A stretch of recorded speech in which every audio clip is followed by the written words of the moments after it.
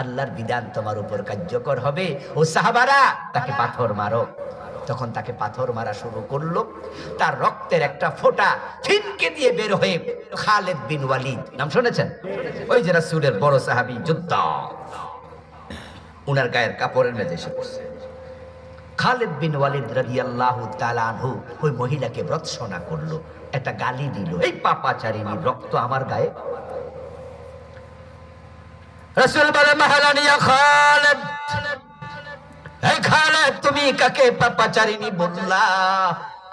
কাকে তুমি তিরস্কার করলা? খালিদ, এই মহিলা এমন তাওবা করছে, যদি মদিনাবাসী গুনাহগার গুলার উঠাতে এই তাওবা বাক করে দেয়া হয়, আল্লাহ সবাইরে মাফ করে দেবে।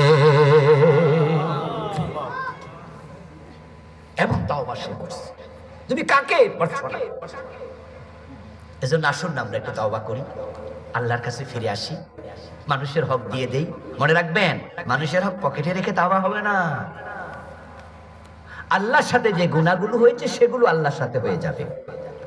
নামাজ পড়েননি তো, আজকে সিদ্ধান্ত নিয়ে বাড়ি যান যে আল্লাহ, আমি আর নামাজ কাজা করব না, অতীতের জন্য ক্ষমা চাই, আল্লাহ সবটা মাফ করে দেবে।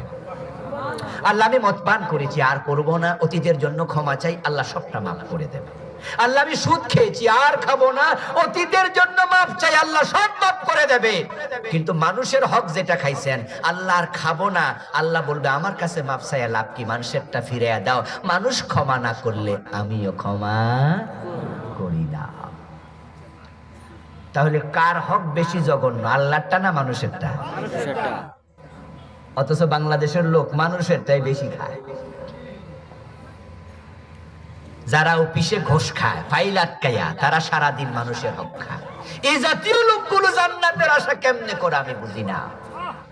কত জটিল কাজ হবে।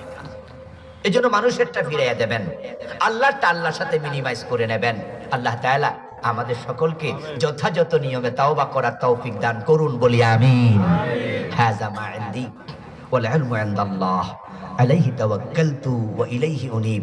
প্রিয় ভাইয়েরা, আমরা সংক্ষিপ্ত মুনাজাত করে যেতে চাই। গভীর রাত পর্যন্ত শীতের মাঝে বসে আছেন এসে, এজন্য আপনাদেরকে মোবারকবাদ জানাচ্ছি। মাহফিল